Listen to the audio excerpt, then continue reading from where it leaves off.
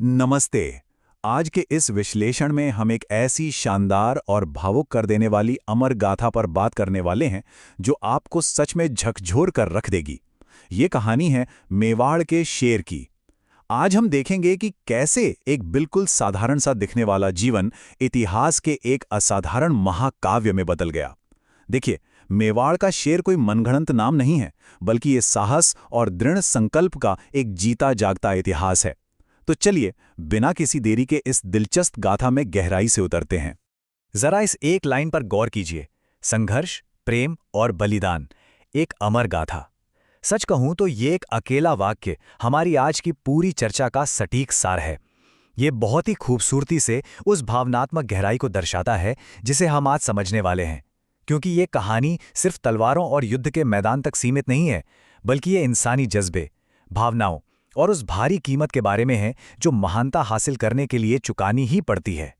तो चलिए कहानी के पहले हिस्से की तरफ बढ़ते हैं, मेवाड़ का आम नायक। हमारी इस गाथा की शुरुआत होती है राजस्थान की ऐतिहासिक और वीर भूमि मेवाड़ से। अब आप शायद सोच रहे होंगे कि हमारा नायक किसी भव्य राजमहल में पला बढ़ा होगा, है ना? लेकिन ऐसे बिल्कुल नहीं था। अर्जुन सिंह के पिता एक साधारण सैनिक थे जो युद्ध भूमि में वीर गति को प्राप्त हुए थे। जरा सोचिए, पिता का साया सिर से उठ गया और एक छोटे से बच्चे के नाजुक कंधों पर अपनी बीमार मां की देखभाल और भयंकर गरीबी का पूरा बोझ आ गया। इतनी कम उम्र में इतनी बड़ी जिम्मेदारी किसी भी आम इंसान को तोड़कर रख देती, लेकिन अर्जुन की मिट्टी कुछ और ही थी। अब आता है कहानी का दूसरा अहम मोड़, दो दुनियाओं का मिलन। इतनी मुश्किलों और अभावों के बावजूद अर्जुन के अंदर अपने राज्य की रक्षा करने की एक गजब की आग धधक रही थी। अब यहां दो बिल्कुल अलग दुनियाओं को देखिए। एक तरफ अर्जुन का जीवन है, दिन भर की हाड़ तोड़ मजदूरी और फिर रात के अंधेरे में तलवारबाजी का पसीना बहा देने वाला अभ्यास। और दूसरी तरफ है राजकुमारी काव्या, जिनका जीवन राजशाही सुख सुविधाओं से भरा हुआ था।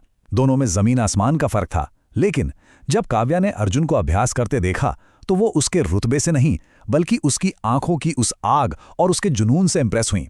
और बस यहीं से हैसियत की वो बड़ी बड़ी दीवानें दरकने लगी। लेकिन जैसा कि अक्सर होता है, यहां भी एक बहुत बड़ी रुकावट थी, राजा का क्रोध और अर्जुन का निष्कासन। अर्जुन की सादगी और उसके समर्पण ने काव्या को गहराई से प्रभावित किया था और उनका रिश्ता मजबूत होने लगा था। लेकिन फिर समाज की वो कठोर सच्चाई सामने आ ही गई। राजा को जब यह पता चला तो उनका गुस्सा सातवें आसमान पर था। उनका कहना था, एक साधारण सैनिक का बेटा राजकुमारी से प्रेम करने की हिम्मत कैसे कर सकता है। ये उग्र प्रतिक्रिया उस दौर की कठोर सामाजिक सीमाओं को पूरी तरह से उजागर करती है। इसका अंजाम बहुत बुरा हुआ। अर्जुन को सबके सामने भारी अपमान सहना पड़ा और उसे राजमहल की सीमाओं से हमेशा के लिए बाहर निकाल दिया गया। लेकिन पिक्चर अभी बाकी थी। यहीं से शुरू होता है मेवाड़ के शेर का उदय। कोई आम इंसान होता तो इस तरह के भारी अपमान के बाद शायद हार मान लेता, लेकिन अर्जुन के लिए यह निष्कासन कोई अंत नहीं था, बल्कि ये तो एक महान बदलाव का सबसे बड़ा ट्रिगर बन गया। उसने अपनी दिन रात एक कर दी। उसका दिन कड़ी मेहनत में बीतता और रातें सेना के साथ युद्ध का अभ्यास करने में।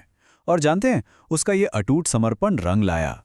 कई युद्धों में मौत को मात देने के बाद अपने खून पसीने के दम पर उस निर्वासित लड़के ने वो रुतबा हासिल किया जिससे आज हम मेवाड़ का शेर के नाम से जानते हैं। अब बात करते हैं उस सबसे बड़े इम्तिहान की, अंतिम युद्ध और एक महान बलिदान। फौलाद बन चुके इस नायक की असली परीक्षा तब हुई जब एक विशाल दुश्मन सेना ने अचानक मेवाड़ पर धावा बोल दिया। हालात बहुत खराब थे। शाही सेना कमजोर पड़ रही थी और राजा पूरी तरह निराशा में डूब चुके थे। जब सबको लगा कि अब सब कुछ खत्म हो गया है, तब वही निर्वासित अर्जुन आगे आया। उसने बिना किसी हिचकिचाहट के सेना की कमान संभाली और अपने अकल्पनीय साहस के बल पर अकेले ही सैकड़ों दुश्मनों से भिड़ गया। आप देखिए, संकट के समय ही तो असली लीडरशिप और साहस की पहचान होती है। अर्जुन ने राज्य को तो बचा लिया, जीत भी पक्की हो गई, लेकिन इसकी कीमत बहुत बड़ी थी। अर्जुन युद्ध के मैदान में बुरी तरह घायल हो चुका था, सांसें टूट रही थी और उसके अंतिम शब्द थे, मैंने अपना वादा निभाया, अपने राज्य और अपने प्यार के लिए। रोती हुई राजकुमारी काव्या से कहे गए ये चंद शब्द उस इंसान के समर्पण की अथाह गहराई को दिखाते हैं। एक साधारण से सैनिक के बेटे ने अपने राज्य और अपने प्यार के लिए अपना सब कुछ न्यौछावर कर दिया था।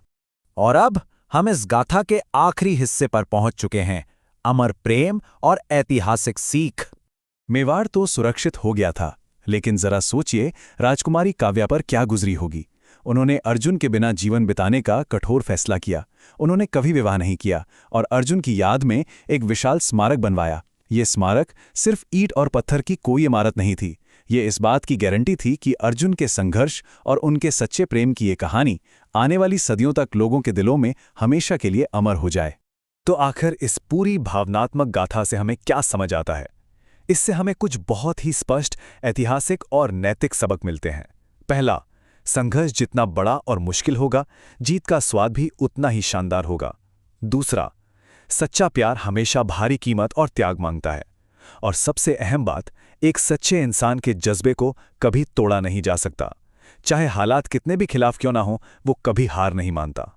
ये वो सिद्धांत हैं जो आज के दौर में भी उतने ही सच हैं। इस पूरे विश्लेषण को समेटते हुए जाते जाते मैं आपके लिए एक बड़ा सवाल छोड़कर जा रहा हूं। जरा सोचिएगा, क्या सच्चे प्यार और अथक संघर्ष को इतिहास के पन्नों में हमेशा के लिए अमर होने के लिए अनिवार्य रूप से अपनी जान की ही बाजी लगानी पड़ती है? क्या महानता की कीमत हमेशा इतनी ही दुखद होती है? इस सवाल पर गहराई से विचार जरूर कीजिएगा। आज के हमारे इस विश्लेषण में साथ जुड़ने के लिए आपका बहुत बहुत धन्यवाद। इसी तरह इतिहास की इन गहराइयों को समझते रहिए।